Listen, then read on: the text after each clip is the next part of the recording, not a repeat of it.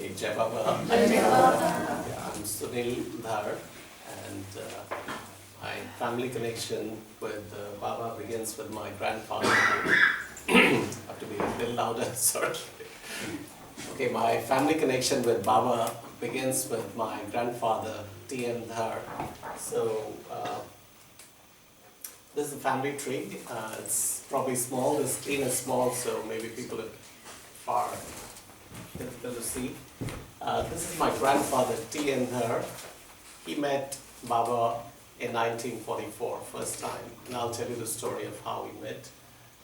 My dad, K.N. Dhar, he also met Baba later in his life, 1954. And I'm Sunil Dhar. I have two brothers, one in Singapore and one in Pune, India. And Namita is my wife. She's been to this center a few months ago. And Arjun and Nikita are our two kids. Arjun lives in London, and Nikita is currently in the United States. And Namita and I stay in Singapore. So going back to my grandfather, T.N. Dhar, and his story about Baba. T.N. Dhar, my grandfather used to live in Srinagar, Kashmir, in 1943. That's where the story begins. He was about perhaps 27, 28 years old at that time. And he was a Devi Bhakt. Devi Bhakt is, Devi is a female deity that Indians pray to. And he was very ardent Bhakt and pray every day, early mornings and so on and so forth. So he heard about Baba in 1943 early from Dr. Daulat Singh and through his cousins. And he heard that Baba had written some spiritual books in English, that too. And you have to imagine 1943 was a time when there were a lot of strikes in India. There was civil disobedience, movement to disengage from the British rule and so on and so forth. So his first impression was this guy is a British agent. He's writing in English. He had not seen spiritual writers in English and so on and so forth.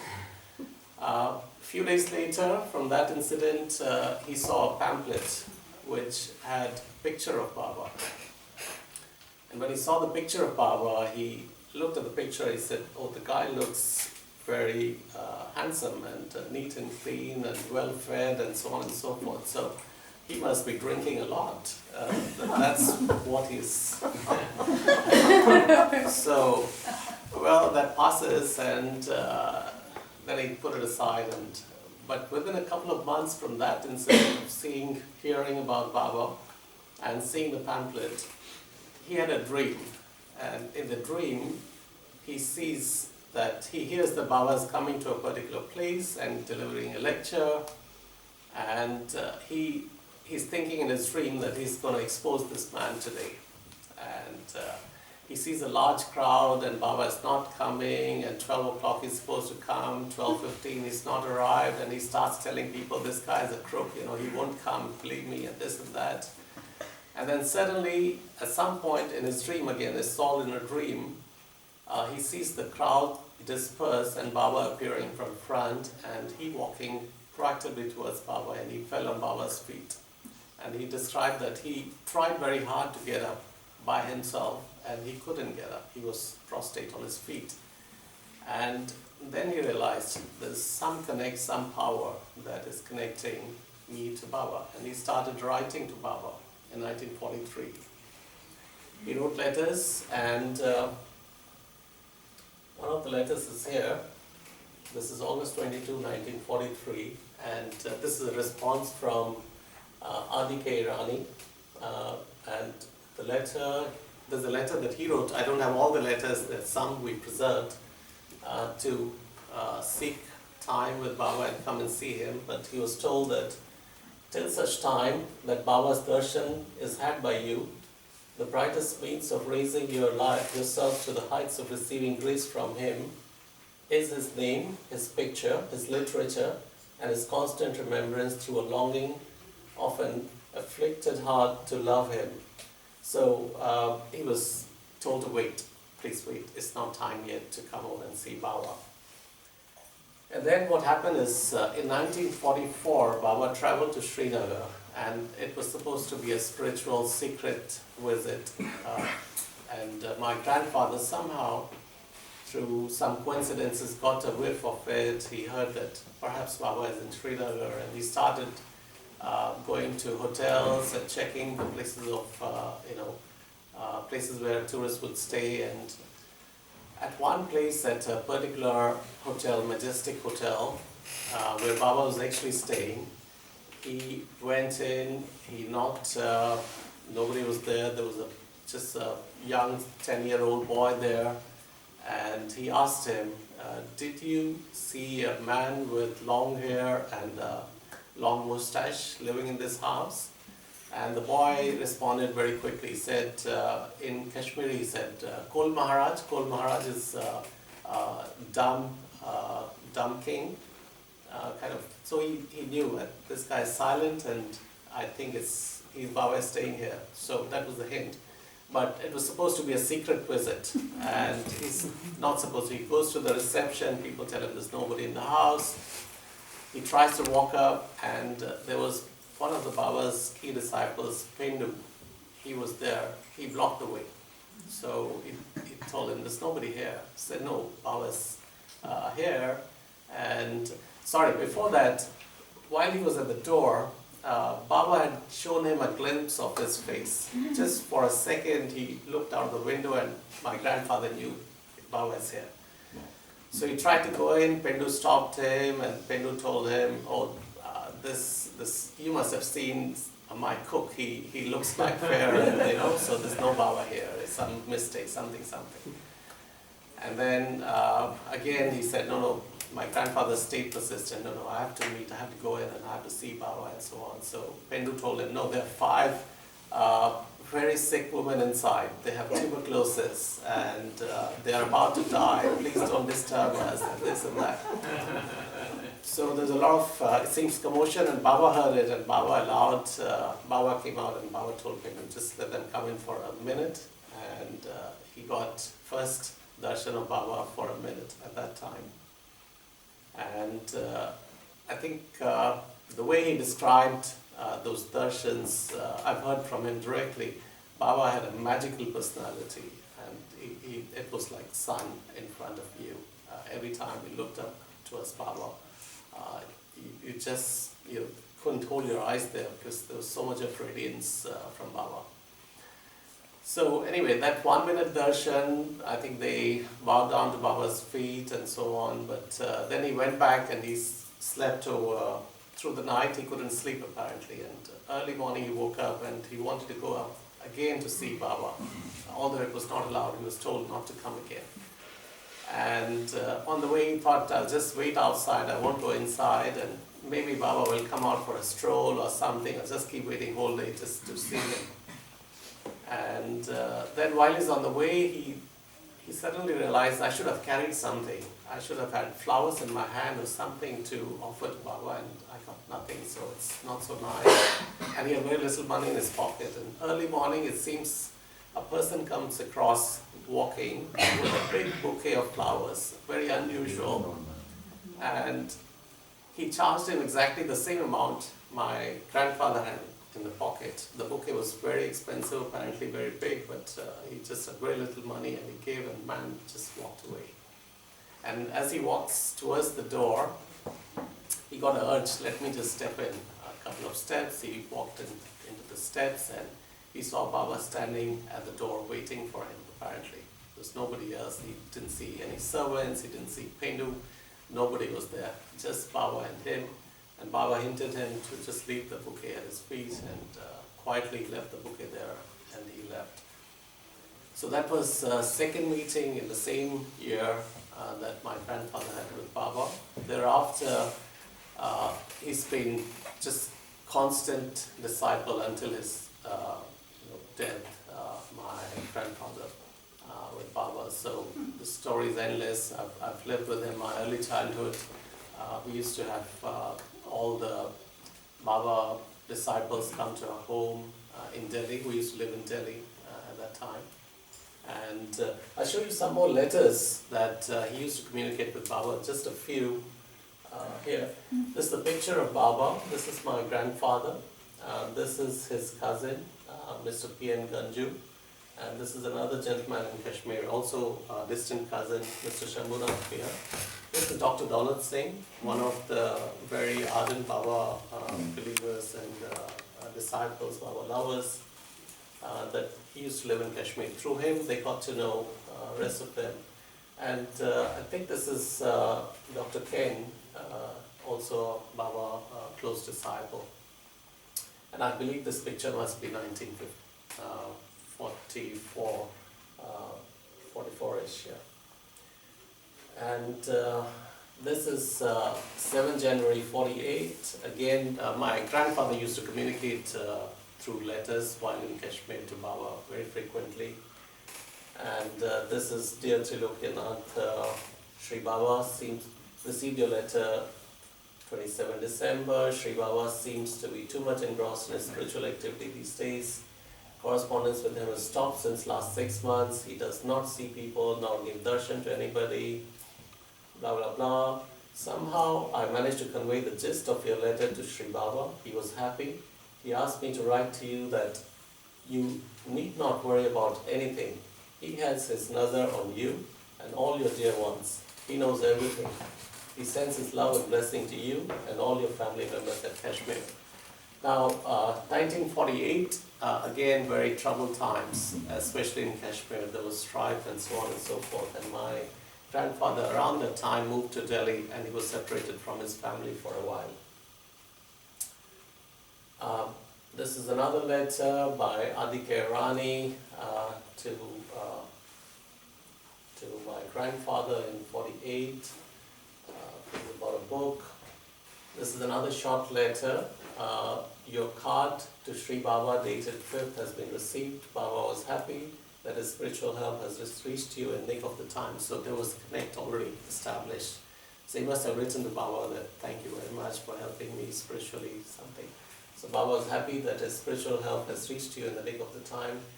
He wants you to allow your family to remain and stay on in Kashmir alone. So my grandfather was very worried about the family and he had moved to Delhi in search of a new work because Kashmir had trouble those days. So Baba told him, you leave your family there.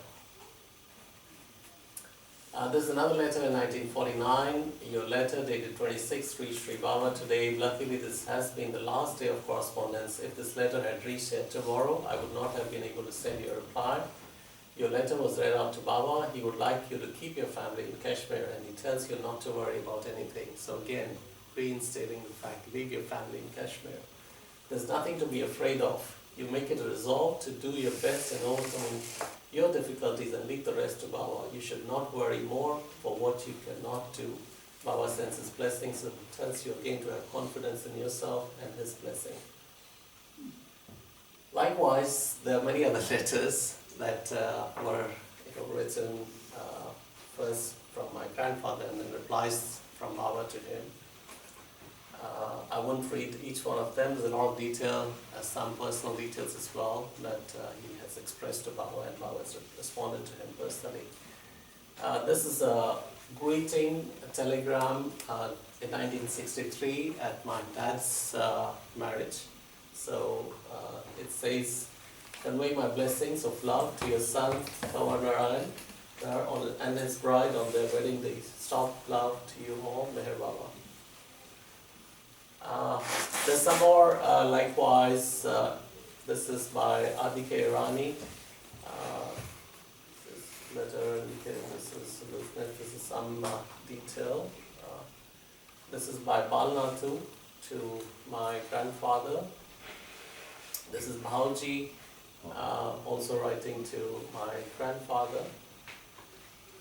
These are a couple of letters on my wedding and my elder brother's wedding by Erich, sharing the joy of the wedding and something, and one of these blessings and so on.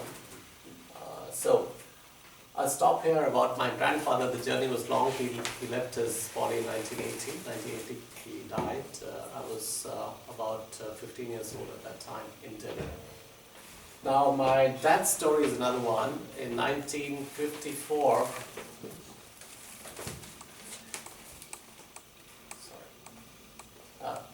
dad and my mom, and this is me and Namita, Arjun, and that's a bit old picture, so he's grown up a bit since. So my dad, in 1954, Baba again had a plan to come to Kashmir, and he wrote to my grandfather to make arrangements in a bungalow for a group to travel to Kashmir, and he had very strict instructions on how to make arrangements. Don't bribe anybody, don't plead too much, and this and that. So my grandfather was looking at different places, and he must be stressed. And my dad, at that time, confronted him. What the hell, what are you trying to do? Who is this guy, Meher Baba? And, you know, is he Pope of Rome? He's coming with a big party, and he wants a big arrangement done by you, and we're not so rich people, and how can you arrange this, that? So this is 1954, and within a month or two after that, I think Baba cancelled that trip actually, but within a month or two after that, my grandfather got a message from Baba, can I have your son come to Dehradun where I'm visiting and stay with me for 40 days. So obviously my grandfather was Baba disciple, so he wanted him to go, but his mother, my grandfather's mother, which is my dad's grandmother, wouldn't allow. She was dead again. She said, my dad is just 14 years old, and how can he go to Dehradun, and who's going to take him? You are in Delhi, I'm in Kashmir, and where's Dehradun, and this boy cannot travel alone. And traveling was very difficult those days, especially out of Srinagar.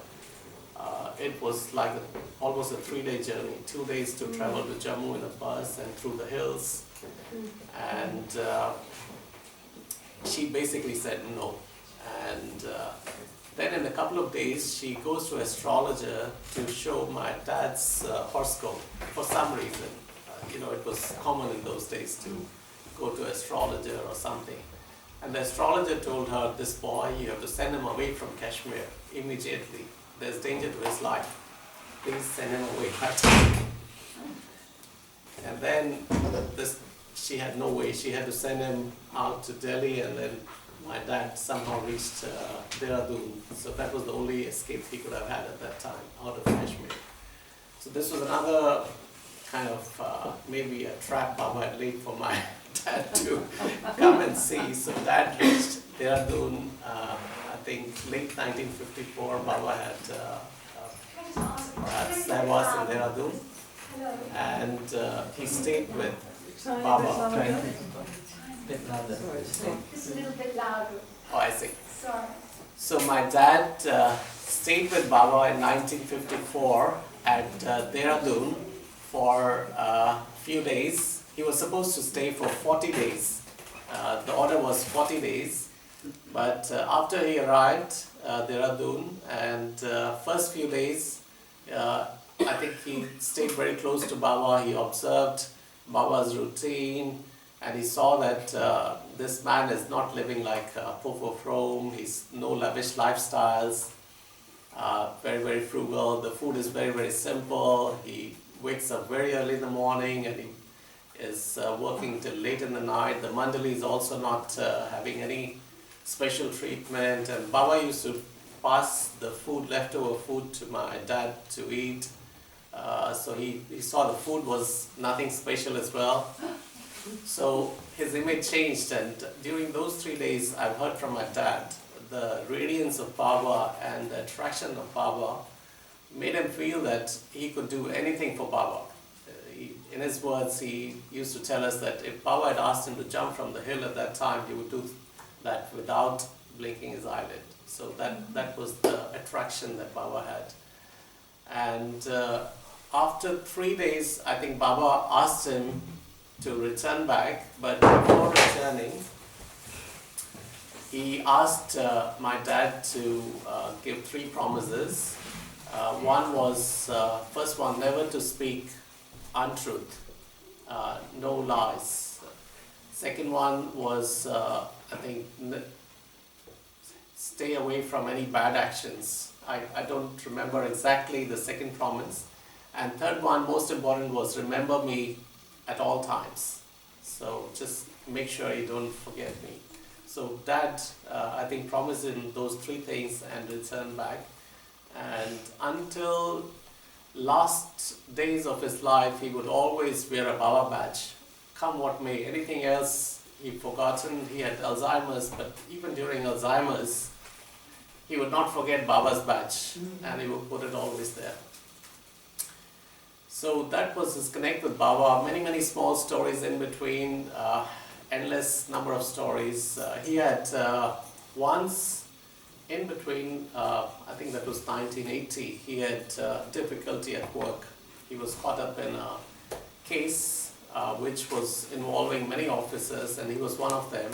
A big department was questioned and suspended. And Dad was also suspended from his work, and he goes to Amartithi. I think he saw Bhauji there. So Bhauji asked him, "Why are you looking so grim?" So Dad told him, this is what has happened at work and this and that. So Bhauji took his hand, right hand in his hand, and did like this to him. And he said, "Okay, washed off, go back." So when he goes back to Delhi, out of many, many people, he was the only one who received a letter that you are out of this group. You've been, discharged from this trial or something. And he was taken back into the department. So, likewise, so many other stories, small, small ones. So that's my dad's connect. I can keep going on and on, but these are small incidents that have happened in our life. For me, I was born in 1965. I grew up in Delhi, in our house in Delhi. And Delhi used to have a big circle of Baba lovers, and we used to have prayers every Saturday in our house in Delhi, and Baba lovers used to come to Delhi. And I grew up in that environment. Our house, every room had Baba pictures and Baba name in every celebration or any function or any prayer. All is to Baba. For me also, if I go to a church, a mosque or anywhere else, I just pray to Baba. That's been my life throughout. And just one incident, the most important incident in my own life. When I was about 18, I had a crisis in my life. Something unfortunate happened, and I was praying to Baba always, anyway. But at that time, I asked Baba, and I remember that at that time my grandfather used to say, "Baba doesn't do miracles." So he used to keep saying, Baba repeatedly said, I don't do miracles. Sometimes they happen, but I don't do it deliberately. So I prayed to Baba. I said, "Baba, you are God. I know you don't do miracles, but you have to do this favor to me. You have to get this thing out of my way." And it was a serious thing. And I promised to him, I'm not going to tell anybody ever that you did this to me or what exactly happened. So the real incident remains a secret with me. I've never told anybody what he did for me, but I can say that he did something for me which was completely unexpected. The thing turned around within a week of my asking, and very, very smoothly, very nicely. But I have to keep my promise. I cannot explain what it was, and so on. One more incident that comes to my mind. During those days, my grandfather's days, this grandfather's narration to me. Once my grandfather went to Pune. His life was difficult. Family in Kashmir. He was living in Delhi, and some other difficulties. So he wrote he wanted to complain to Baba, why my life is so difficult. Why, if you're God, you can make my life a bit easier. So he thought he would write a letter. So he wrote a long letter to Baba complaining about things. And then he thought, if I write a letter, will Baba read it? It's such a long rant and complain letter. So he said, let me go to Ahmednagar and then tell Baba. So he went to Ahmednagar. This big seva was going on. Apparently 10,000 people in a mandap and so on. So he stood outside, and I've heard the story from him directly. hesitating to walk into the mandap. He's right at the fag end and waiting there, where the shoes and all are there. So Baba sends one of his close members out, and he told him, Dhar is waiting outside, can you please ask him to come in? So he called my grandfather in. So my grandfather comes in right in front of Baba. So he says, come forward. Then he points at the pocket. What's in your pocket? Come show me. So he took the letter and he had a glance at the letter. So then he asked him, what do you want? You want to be a king of Kashmir? I can make you. Exactly these words. And so my grandfather said, no, I don't want anything. Whatever you want me to go through, I'll go through. So he said, okay, just relax, yeah, you're fine. So this is another small incident that came to my mind. So likewise, the whole family is Baba disciples. My brothers, my wife Namita, she was not initially a Baba disciple. I don't enforce Baba's preachings or sayings to anybody in my family. They have naturally had Baba's blessings. She runs a Mayor Baba Singapore page. She prays every day, much more than I do actually. So I'm kind of out. She's much bigger Baba disciple today than I am. And then Arjun is here with you. So I'll pass on to Arjun.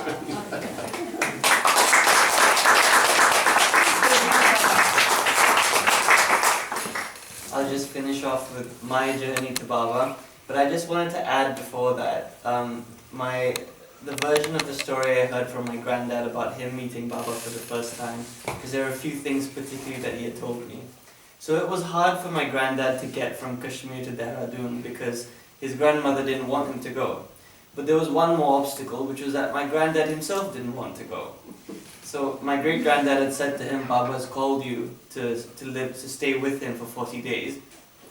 And Baba had imposed one condition. He said, he said to my great-grandfather, he said, send your son to me, but on one condition, that he obeys whatever I say without question. And my granddad says to me, he says, I thought, who is he to ask me? He says, is he the Pope of Rome to speak to me like that? I will hear what he has to say, and then I'll decide if I want to follow his orders. And then fast forward to the minute where he meets Baba. He says that someone brought him from the railway station to where Baba was. And he says when he saw Baba, any thought of disobeying Baba left his mind completely. And I asked my granddad, like, what did Baba look like? He says he looked so beautiful. He looked like light. He looked like the most beautiful person I'd ever seen. And he said for the next 3 days, no, the words he used are exactly as my dad said. He said, if in that moment I thought, if Baba had asked me to jump from that nearest hillock, I would have done it. That was the strength of the feeling that he had when he saw Baba. So that was what my granddad told me. Now, as you've heard from all the generations of our family, we've all grown up, well, apart from my great-granddad, we've all grown up in a Baba-loving family. But each of our personal journeys to Baba has been slightly different. And mine is the same. My journey to Baba wasn't straight. So I did grow up in a family where I saw Baba's photo. I was surrounded by Baba's photo growing up. Just like in this room, in my granddad's house, there are photos of Baba on every wall. And I grew up listening to stories of Baba. My granddad used to really love writing out the words of Baba's bhajans as an act of devotion to him. He used to visit the Samadhi every year, and every year when he'd come back after Amritithi, he used to bring back little stickers of Baba, and he used to send them to Singapore to me. Stickers or a badge or one of those little cute pens with Baba's photo on it. And so I used to keep those stickers, and I used to just stick them on my wallet. And so I had Baba's image with me sort of as a kid growing up. So he was everywhere with me. But it was a relationship until that point defined by the people around me rather than a personal relationship with Baba. So it wasn't terribly strong. Even so, I think one of the things that's united a lot of Baba lovers, including people I've met at the Samadhi and the story that Namita shared earlier, is these little coincidences that aren't coincidences. And I had them as a kid growing up as well. Baba may remember. The first time I went to Baba's Samadhi, I remember my favorite song of all of them that they were singing was "O Meher, Dhanyavad Meher, Dhanyavad Meher, Dhanyavad Meher." And that stuck in my head. I loved that song. So the next time I went, I was still a kid. I expected it to be playing. And we went through the entire prayers and no one was singing it that day. So as a kid I was slightly annoyed, slightly disappointed. So I was just outside the sign that says silence. And I was putting my shoes on and I was saying to my dad, like I was annoyed that they hadn't played it. And just as I said that, it started playing. So that was a special moment where Baba said, "I'm here and I heard you." So that was nice. So I fast forward a few years, say to when I'm about 15, and I have this relationship with Baba where I go to the Samadhi with my family, I attend the prayers where they pray Baba bhajans, but it still wasn't a personal relationship. So we had gone as a family, and on the way back home, in the car, I just felt some urge to read a book that questioned God. It was I think I'd heard of the book a few weeks ago, but it just stuck in my mind on the car journey back. It's a book called The God Delusion by Richard Dawkins. Yes. Yeah, everyone's heard of that book. And I just felt the urge. I thought, if my strength of conviction in Baba is so strong, if my family's relationship with Baba is so strong, there should be nothing wrong with me reading it. And so I read it, and till today I believe that it's Baba who sent me to read that book. And it put me into a period of questioning, because I'd grown up hearing the virtues of God and experiencing God, but I'd never questioned it before. So I think it was a year and a half when I just went into a period of doubt and questioning. And a year and a half later, I think around when I was 17, this was around when I was 17, I just felt the urge, I think it was around September, to visit the Samadhi. There was really nothing that precipitated it, nothing had happened. I just suddenly felt like I would really quite like to take a trip there. And I've grown up being told that you only make it to the Samadhi if Baba wants you there. And I think that's probably what happened, because I hardly ever plan trips. I usually plan trips in advance. I planned it maybe a couple of weeks in advance, and every single point of the journey went without hitch. I got there, there was one of the Baba lovers who runs a car service from Pune or Bombay to the Samadhi, and he brought me over. We had a lovely chat, and I made it there perfectly, just no issues whatsoever, which was not characteristic of my journeys at that time. And that was a special journey, because that was the first time I experienced Baba. I was on my own, so it was an interaction with Baba that was solely mine. And I think that was the beginning, and that colors my relationship with Baba. I've never met Baba, I've never seen Baba, and so how I relate to Baba is less his image and more the feeling that I get when I am in his presence. The feeling that you get when you're sitting at the Samadhi, the feeling that you get in the quiet room. To me, he is the embodiment of that feeling. And after that was the moment for me when I experienced Baba and accepted Baba. And and after that, just like my father has had, I've had small experiences where Baba reminds me that he's there with me. The year after that, so I came to the UK to do university, so I studied law at Cambridge. And I remember the year I was applying, this was when I was 18. So this was the year after I'd gone to Baba Samadhi. I felt, around the same time I'd quite like to go again. So I went again, and I had two quite funny experiences. The first one was, there was one moment where I entered the wrong room. I think I was looking for one of the reading rooms, and I was a bit embarrassed, and I went to the correct room, and I took a book off the shelf, and that book was a book on divine humor. So I was like, okay, that wasn't an accident. And the second one was, just after I'd submitted my application to university. My dream university was Cambridge and my dream course was law. And that course comes with a specific code that you type in when you're applying. That code is almost identical to the code of the men's reading room in Baba Samadhi. So I opened the door and I read that, and it just struck me in that minute. And it's a coincidence, but it's one of those coincidences that meant something to me. Yeah, beautiful. So that was very special to me. And there's just been moments like that that happen, and my relationship with him has grown since. And I think because I've never met Baba, the most resonant piece of Baba's philosophy for me is his silence. Because I've never seen him, I see him most clearly in the stillness and silence of his presence. And so I think that really defines my relationship with Baba, and that's one of the reasons I keep it so personal, because that really is the core of my relationship with him, rather than having been brought up in the family. It's a personal relationship that all of us have with Baba. Oh, lovely. That's